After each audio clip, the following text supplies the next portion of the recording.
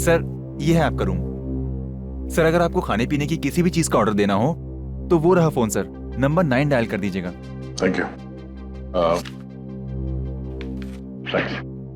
Sir सुना, मैं बहुत थक गया हूँ, मुझे कोई डिस्टर्ब ना करे तो बाहर दरवाजे पे डू नॉट डिस्टर्ब का बोर्ड लगा देना। जी sir, definitely sir. Have a good day sir. Thank you. Sir हम लोग हमेशा ऐसा क्यों सोचते हैं कि खून हुआ है? एक्सीडेंट भी तो हो सकता है।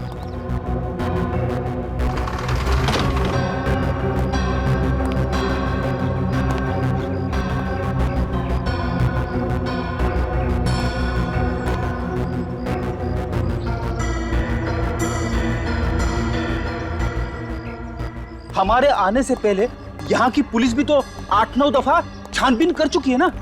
सब लोगों ने कूद के आत्महत्या की है, यही एक जगह मिली आत्महत्या करने के लिए।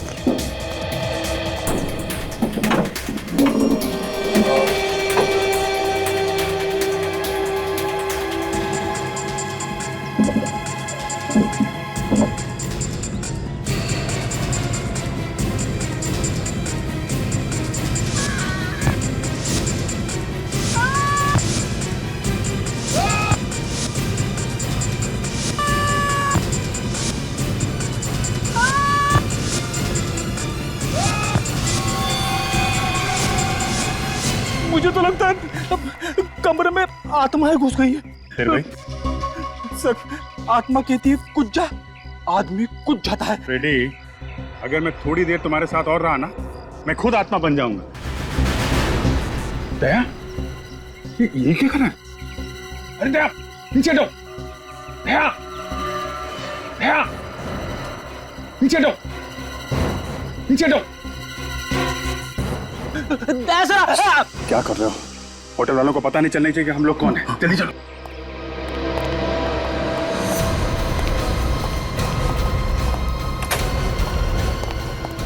अरे ये क्या पागलपन है? नीचे उतरो यार। सर प्लीज नीचे उतर जाइए। आप आत्महत्या क्यों करना चाहते हैं? रेडी, मैं आत्महत्या क्यों करूंगा? मैं अभी तक तुमसे इतना परेशान नहीं हुआ हूँ। नहीं यार, हम लोग नीचे खड़े थे तो तुम चेयर के ऊपर खड़े होकर बालकनी के इतने पास में थे, हमें लगा कि तुम आत्महत्या करने वाले हो। अच्छा हुआ सर आपने नीचे जंप नहीं किया, वरना होटल के स्टाफ वालों को पता चल जाता कि हम लोग कौन है। अब जीतिए, देखो यहाँ से नीचे कूदने के लिए मुझे इस कुर्सी की जरूरत नहीं है, कुर्सी के बगैर भी मैं यहाँ से कूद सकता हूँ।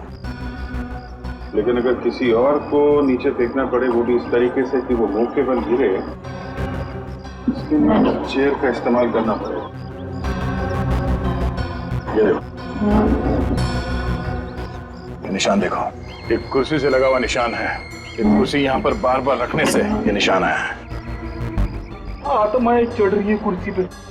आत्मा नहीं है फ्रेडी, खूनी है। खूनी खूनी ने लक्षिता को और बाकी लोगों को इस चेयर का इस्तेमाल करके नीचे फेंका है। खूनी ने।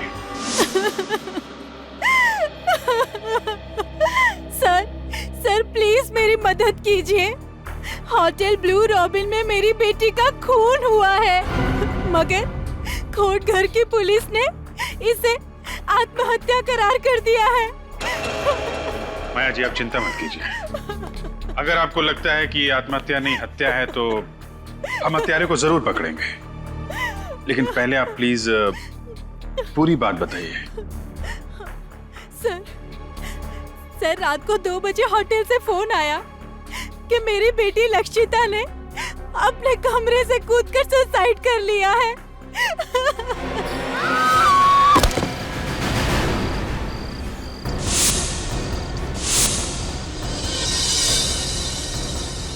मेरी बेटी ने आत्महत्या नहीं की है, खून हुआ है उसका। देखिए मैम, पोस्टमार्टम की रिपोर्ट के हिसाब से आपकी बेटी का मर्डर नहीं हुआ है, उसने सुसाइड किया है। सुसाइड। जाइए आप यहाँ से।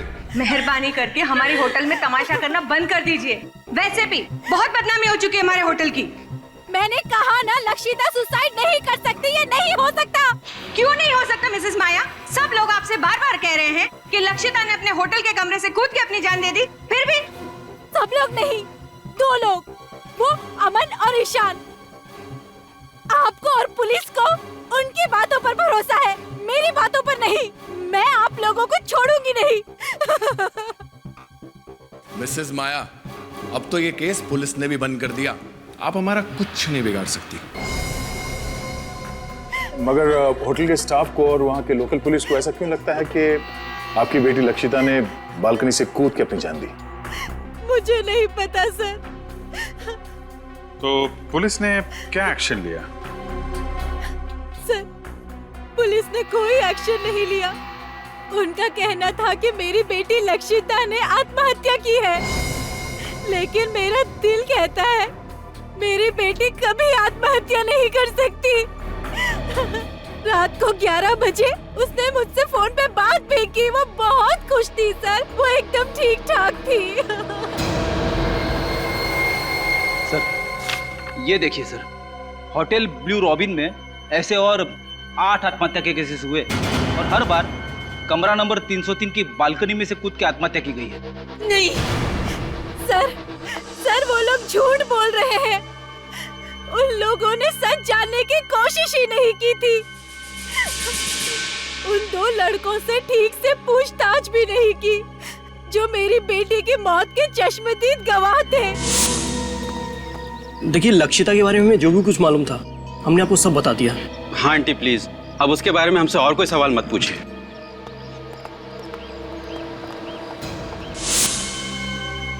सर, ये रिपोर्ट देख लीजिए। 4 लड़कियों की मौत हुई है और 4 आदमियों की। सबकी मौत रात 11 बजे से रात 1 बजे के बीच में हुई है। और पुलिस को किसी पे शक नहीं?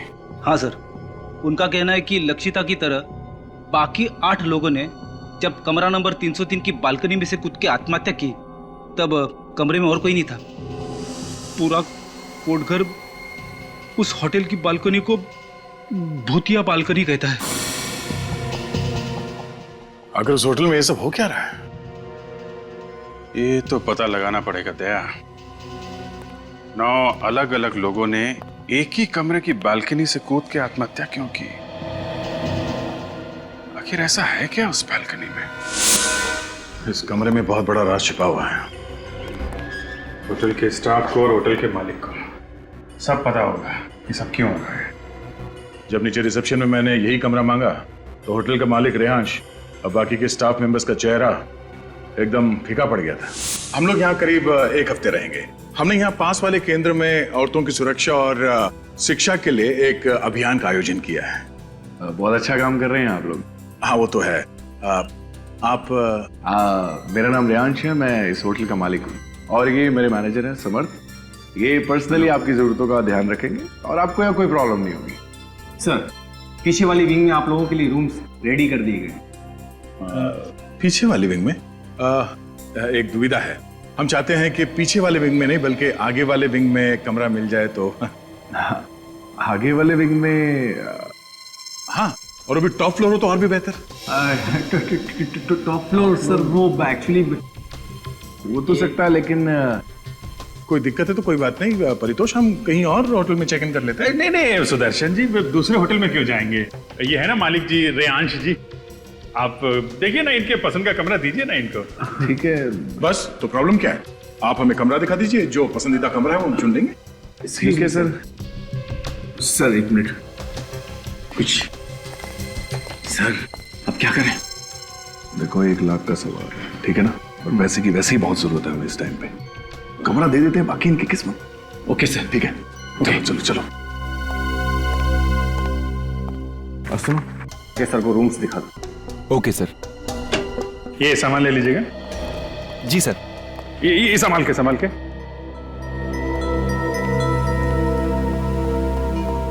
जिस कमरे से आत्महत्याएं हो रही हैं उसके बगल वाला भी कमरा चेक करना पड़ेगा। बेटी देखिए, नीचे का कॉरिडोर चेक कर लो। पूर्वी,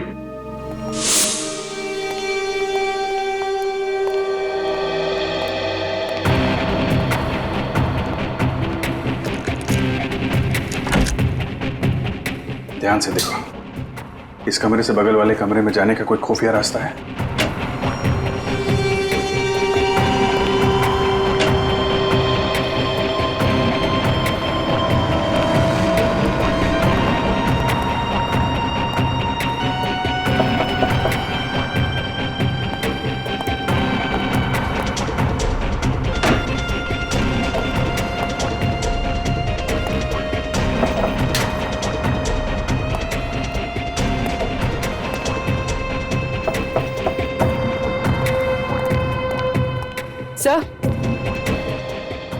सर ऐसा कोई खुफिया रास्ता तो दिखाई नहीं दे रहा। कोई ना कोई रास्ता तो होगा पूर्वी, हमें नजर नहीं आ रहा है।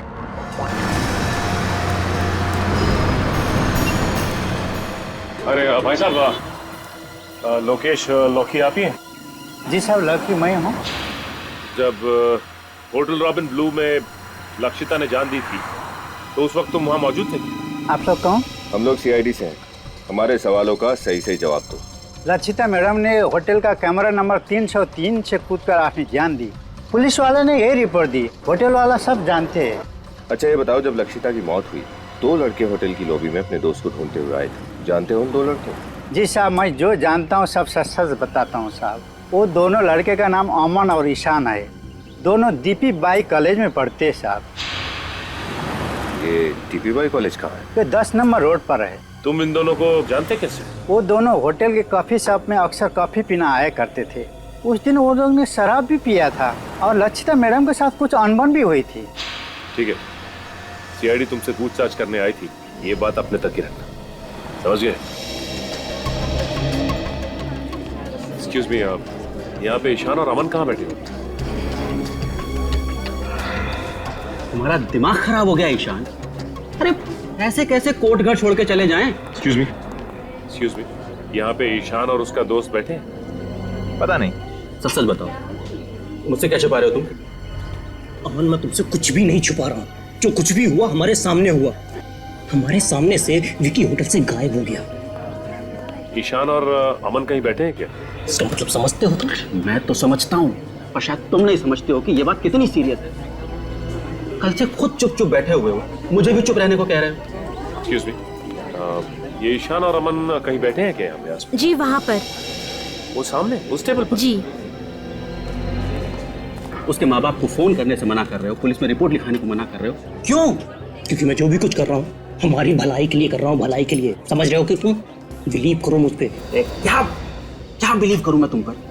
देख, आखिरी बार तूने ही विकी को होटल में देखा था ना? कहीं ऐसा तो नहीं कि तुमने ही विकी को? तुम मुझ पे शक कर रहे हो?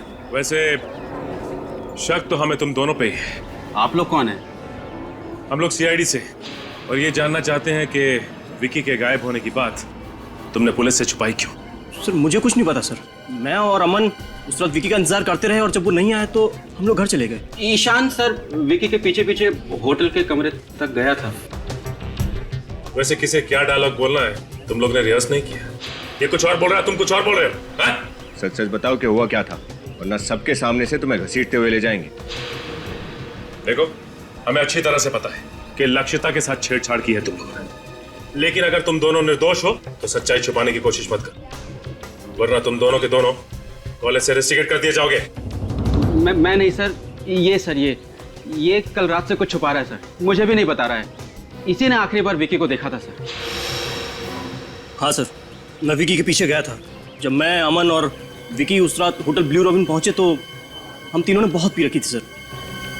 लक्षिता वहां पर भीगी हुई हालत में आई और लक्षिता होटल में चेक इन करने के लिए रिसेप्शन काउंटर में गई और हेलो, मेरा नाम लक्षिता है। इस होटल में मैंने एक रूम बुक कराया था। प्लीज आप मुझे मेरा रूम नंबर बताएंगी? एक मिनट मैम, मैं चेक कर लेती हूँ।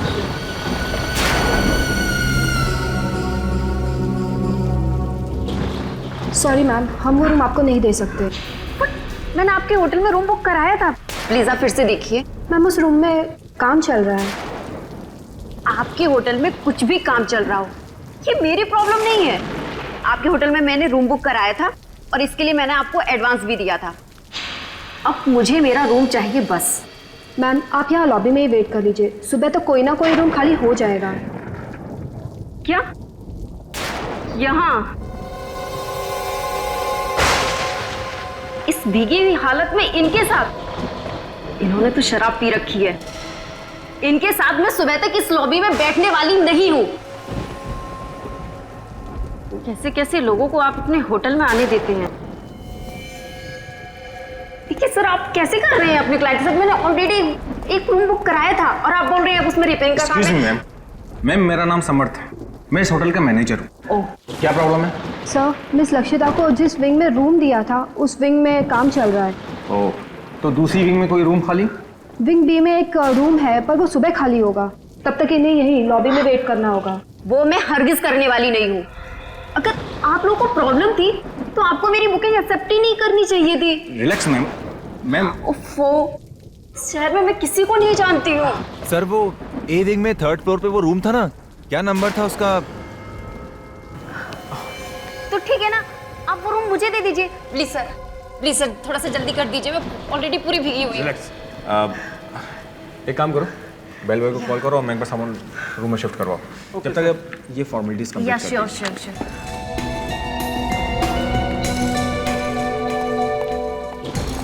303 सामान लेके जाओ। Thank you, thank you. पर यहाँ विक्की मानने को तैयार ही नहीं हो रहा था। उसे बहुत गुस्सा आया था लक्षिता पर। तुम बैठो, मैं देखता हूँ। ये रखिए कहीं को उसे बखेड़ा खड़ा ना कर दे। एक मिनट।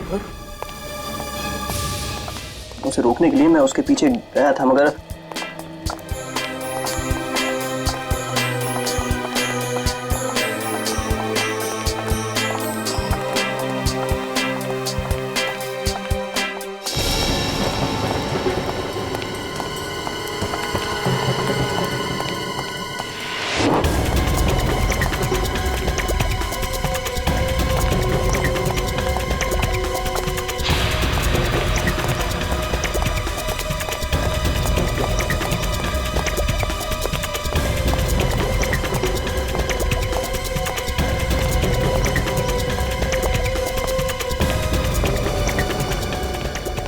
जब मैंने विक्की को रूम नंबर 303 की तरफ जाते हुए देखा तो मैं घबरा गया सर, क्योंकि वो रूम तो लक्षिता को दिया गया था। नशे में विक्की का गुस्सा काबू में नहीं रहता। मुझे डर था कि कहीं वो लक्षिता को कुछ कर ना दे।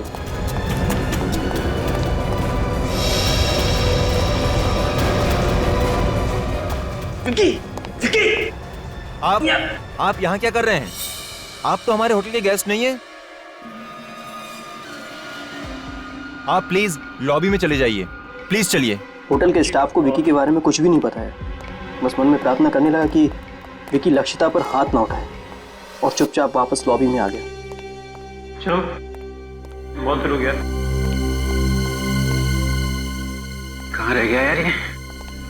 3 घंटे बीत गए सर, फिर भी जब विक्की वापस नहीं आया तो अमन और मैं होटल से चले गए। और क्या करते सर, बारिश भी रुक गई थी। अब होटल लॉबी में बैठने का कोई भी बहाना नहीं था हमारे पास। जिस लड़की से कुछ देर पहले हम लोग झगड़ रहे थे, उसे हमारे सामने दम तोड़ते हुए देखकर हम लोग बौखला गए। डर के मारे हमने ऊपर रूम की तरफ नहीं देखा। समर साहब, समर साहब, जल्दी आइए। समर साहब, देखिए। Oh my God.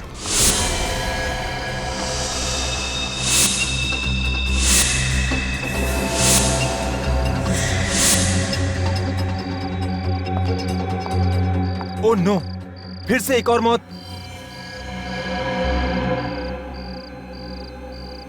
Miss Lakshita. 303 sir, Riyansh sir को इन्फॉर्म करना होगा। हाँ, रियांश सर को फोन करके उठाओ। और तुम लक्षिता के रूम में जाकर चेक करो, इसका सेल फोन होगा, उसमें इसके घर वालों का फोन नंबर होगा, और इस हादसे के बारे में इसके घर वालों को इन्फॉर्म करो। रूम नंबर 303 की 9वीं दुर्घटना है, फिर से पुलिस को बुलाना पड़ेगा। और उसके बाद अगले दिन हम फिर से विकी को ढूंढने होटल में गए थे सर, लेकिन पुलिस वहाँ पहले से पूछताछ कर रही थी और तब तक भी विकी का कुछ पता नहीं चला था। और तुम दोनों अब तक चुप रहे। हाँ? हो सकता है कि लक्षिता की मौत की वजह विकी हो।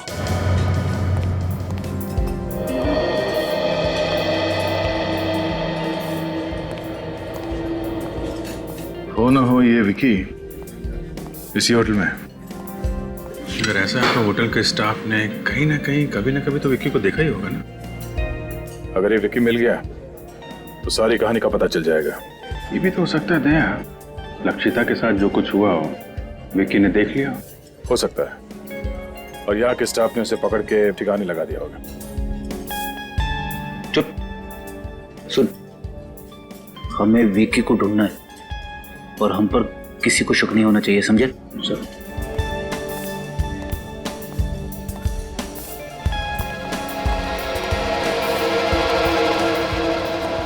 चले भाई, चल उधर। क्यों रे फेंको? हाँ, बहुत ऊंचा ऊंचा फेंक रहा था ना। क्या हुआ? पैसे का क्या हुआ? हाँ, कब दे रहा है? इंस्टॉलमेंट निकालता है कि इधर ही तेरा डाउन पेमेंट कर डाले। देखो, पहले छोड़ो मेरे बेटे को, छोड़ो इसे। इसे कहो कि हमारी पैसा डिले कर दे, हम हमारी पकड़ भी डिले कर देंगे। एक्सक्यूज मी, एक प्लीज। रेयांश से आपको जो भी प्रॉब्लम है, लेकिन ये कोई तरीका नहीं है शरीफ आदमी से इस तरीके से बात करने का।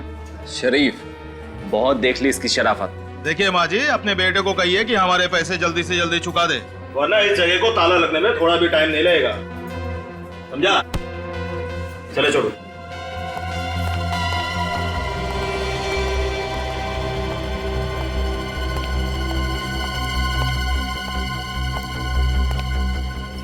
चलो मेरे साथ। ये लगता है आत्महत्या की आड़ में हत्याएं हो रही हैं यहाँ पे। कहीं इन हत्याओं का संबंध इस बात से तो नहीं कि ये होटल कर्ज में डूबा हुआ है?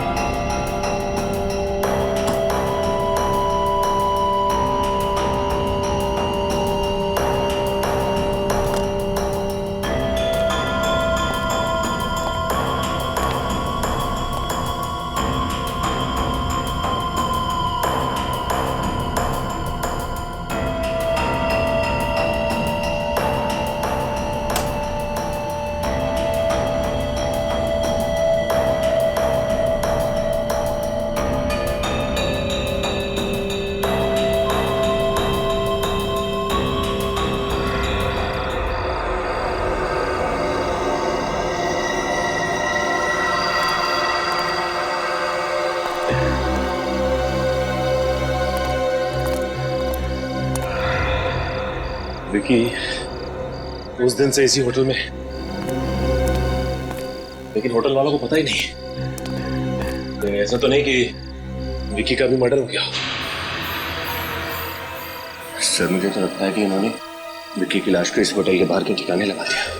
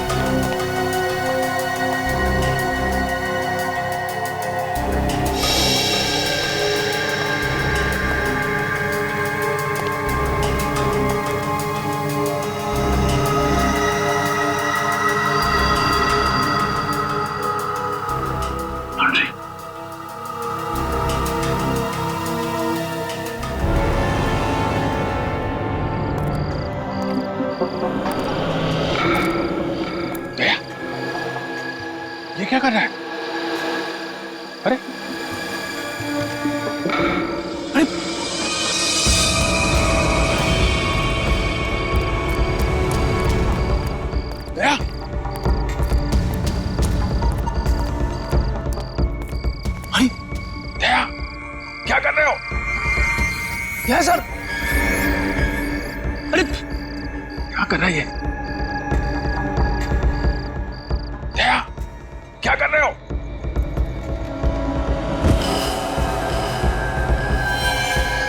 दया, अरे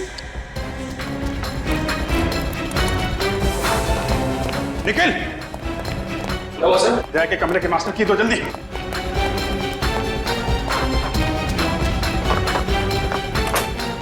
दया, ये क्या कर रहे हो? दया, जल्दी दया, चलो इधर जल्दी। दया, संभल के। सर सर सर डॉक्टर को बुलाओ जल्दी। दया, क्या हुआ है?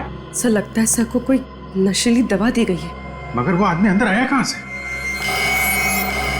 खूनी दरिंदे नहीं, वो सारे के सारे कुल्हाड़ी लेके मुझे मारने आ रहे हैं। नहीं, और वो औरत, उससे कहो कैसे चीखे नहीं। मैं पागल हो जाऊंगा। पागल हो जाऊंगा, मैं पागल हो जाऊंगा। मैं कह रहा था ना सर, कमरे में आत्मा है, कमरे में आत्मा आती है। Shut up ready. ऐसा क्या देख लिया दया ने यहाँ इस कमरे में?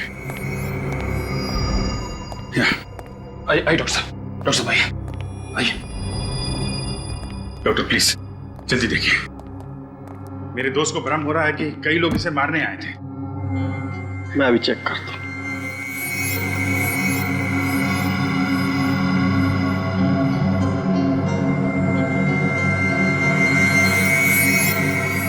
लगता है इन्हें कोई नशीली दवा दी गई है, लेकिन आप लोग चिंता मत कीजिए, मैं एक इंजेक्शन दे देता हूँ, थोड़ी देर में बिल्कुल नॉर्मल हो जाएगा।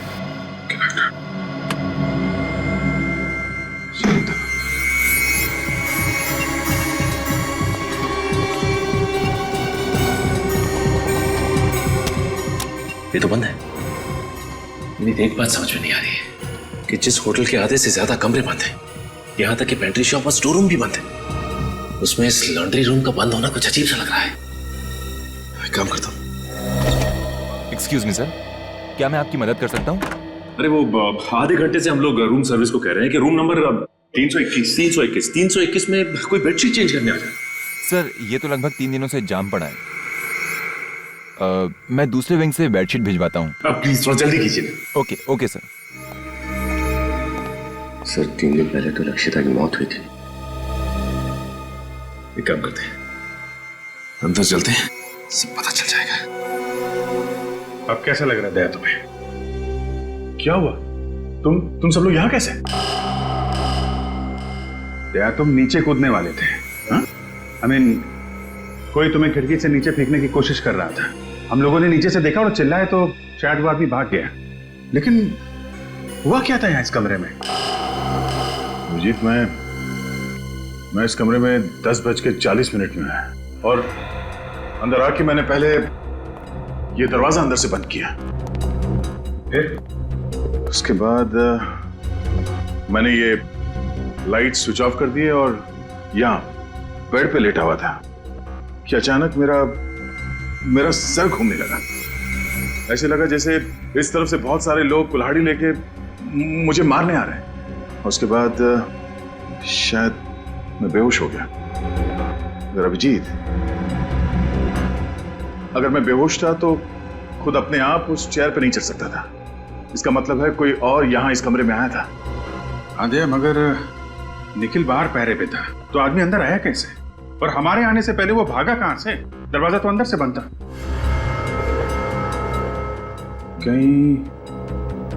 कहीं वो नशीली चीज तुम्हें किसी ने सूंघा तो नहीं दी? मगर कमरे में तो मैंने किसी भी चीज को नहीं सूंघा था। एक सेकंड, ये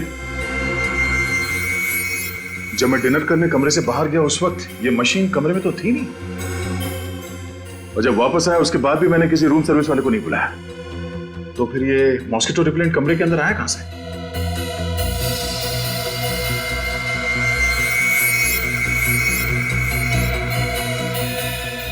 तो इसमें है वो नशीली दवाई, तभी जिन जिन लोगों को इस कमरे से फेंक के खून किया गया था, उनकी पोस्टमार्टम रिपोर्ट में ड्रग्स का नामो निशान नहीं था। उन सबको ये नशीली दवाई सुंघाई गई थी, जिसकी वजह से वो बेहोश हुए थे और उनका खून कर दिया गया। फिर से चेक करते हैं कमरा।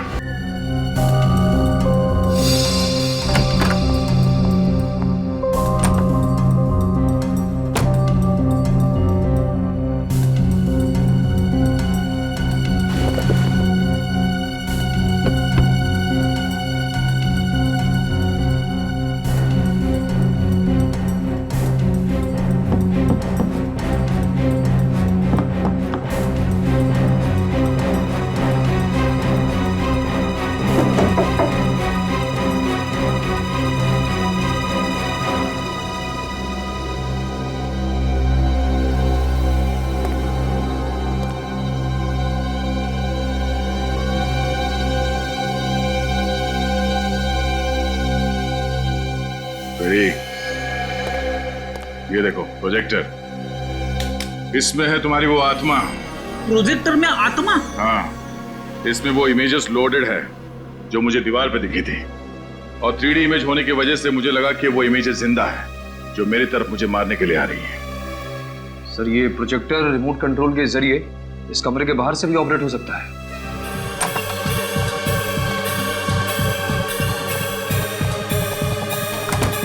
बहुत बदबू आ रही है, शायद इधर से।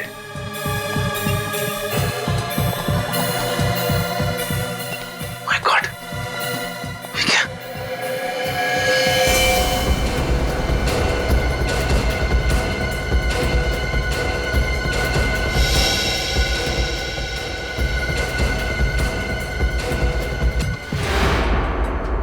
चाकू लगा ऐसे?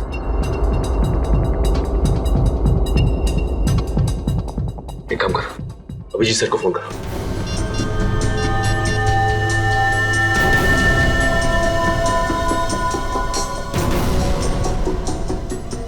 ओके।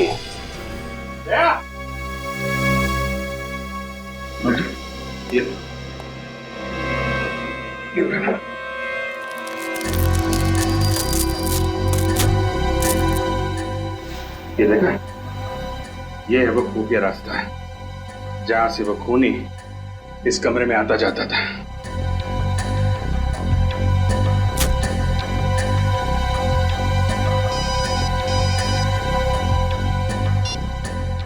मिनट। अच्छा, रुको वहीं पे, विकी की लाश मिली है। निखिल, होटल के मालिक और मैनेजर को लॉन्ड्री रूम में बुलाओ।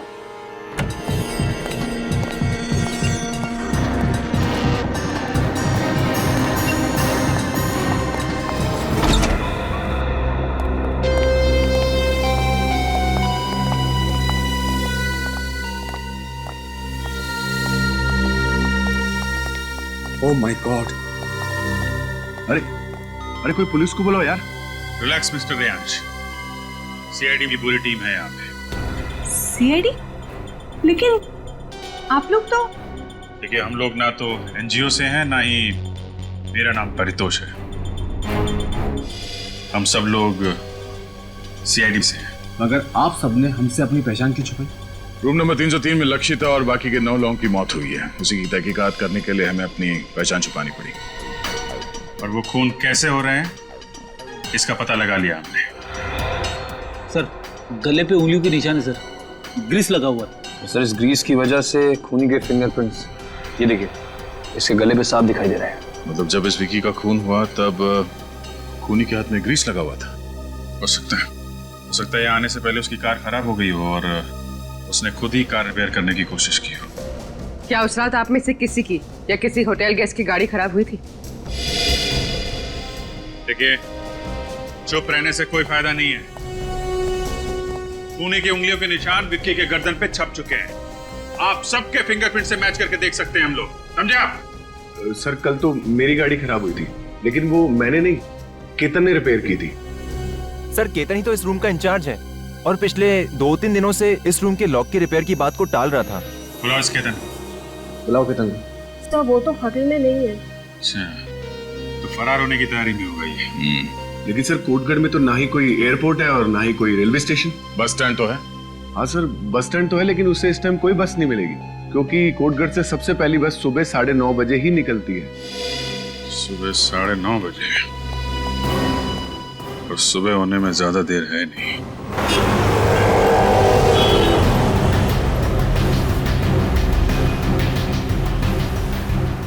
मुंबई जाने वाली पहली बस डिपो से 9:30 बजे निकलेगी। उसे किसी भी हाल में डिपो में दबोचना बहुत जरूरी है। सर, अगर हम रात को ही डिपोट पे पहरा देते तो शायद ठीक रहता। नहीं विनीत, वार तब करना चाहिए जब लोहा गर्म हो। अगर केतन को पता चल जाता कि हम बस डिपो पे उसका इंतजार कर रहे हैं तो वहां से भागने का कोई और रास्ता निकाल लेता।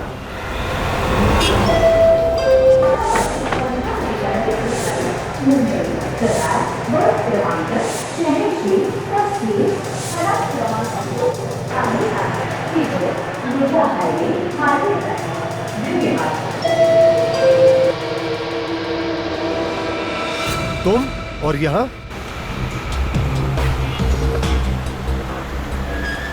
मैं तुम्हारे पाप में और भागीदार नहीं बनना चाहता। चले जाओ यहाँ से। तुम कहाँ जा रहे हो? मैं ये शहर छोड़कर जा रहा हूँ हमेशा हमेशा के लिए। तुम जहां भी जाओगे सीआईडी ऑफिसर्स तुम्हें ढूंढ ही निकालेंगे। उन्हें पता चल गया है कि तुम आज यहाँ से मुंबई भाग जाने के चक्कर में हो। सीआईडी? और मेरे पीछे? हाँ। अब मेरा क्या होगा?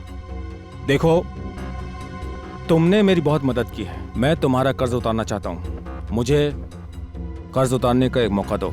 मैं तुम्हारी भलाई के लिए कह रहा हूँ, ज्यादा सोचने की जरूरत नहीं। मेरे साथ चलो। कम ऑन, चलो मेरे साथ।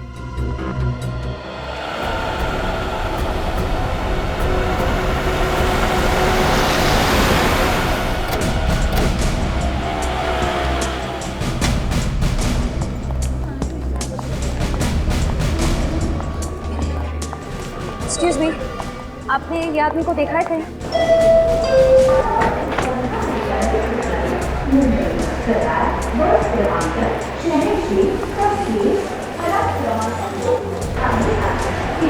इसे देखा है आपने कहीं? इसको देखा है आपने कहीं?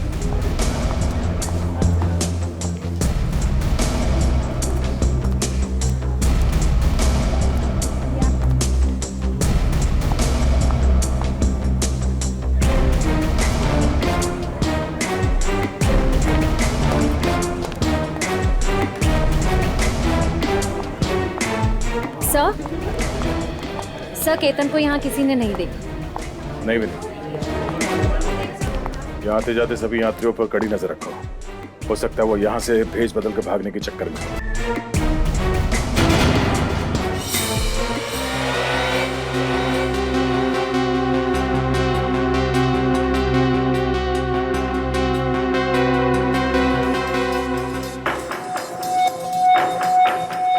तो मुझे कहाँ ले जा रहे हो?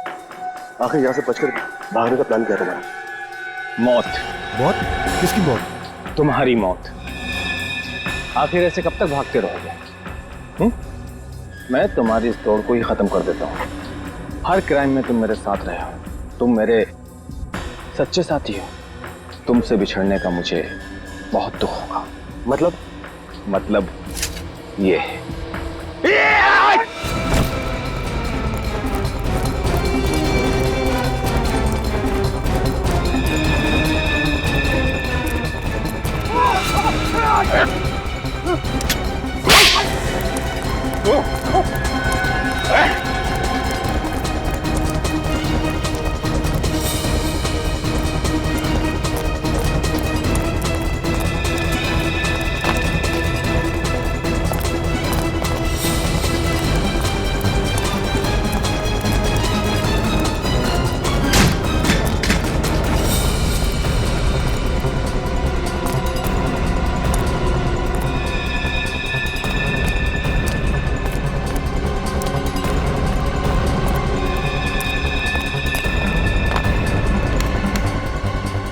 सुबह सुबह जॉगिंग करना सेहत के लिए बहुत अच्छी होती है। कोई शिकायत नहीं मिस्टर समर्थ। मगर अब अगर कोई और होशियारी की तुमने तो जिंदगी भर अपने पैरों पर चल नहीं पाएगा तू, समझा? सारा समर्थ हो रहा है सर। सब इसी की अंधेरे में सब कुछ हो रहा है। तो फिर तुमने समर्थ का साथ क्यों दिया? सालत की वजह से।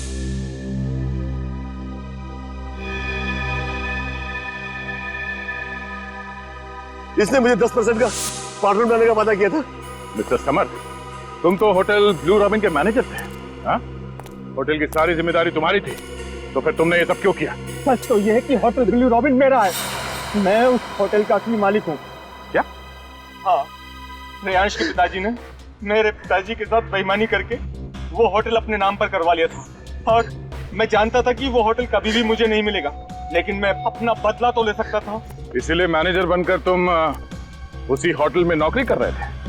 हाँ, होटल का मालिक एक मामूली सा नौकर बन गया था। ये सब करके तुम चाहते क्या थे?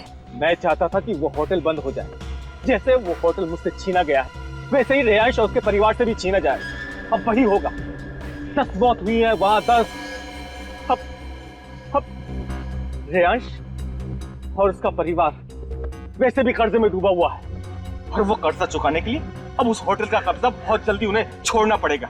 और विक्की, उसे क्यों मारा तुमने? विक्की हमारा राज जान गया था। मैं उसे मारना नहीं चाहता था, पर किसी गवाह को जिंदा भी नहीं छोड़ सकता था। मुझे तुम पर तरस भी आ रहा है और गुस्सा भी। रेयांश के पिताजी ने तुम्हारा हक छीन लिया, गलत किया, मगर तुम्हें भी कोई हक नहीं है कि अपना बदला लेने के लिए 11 बेकसूर लोगों की हत्या कर दो। बस अपने आखिरी दिन गिनने शुरू कर दो, तुम्हें तो फांसी होके ही रहेगी।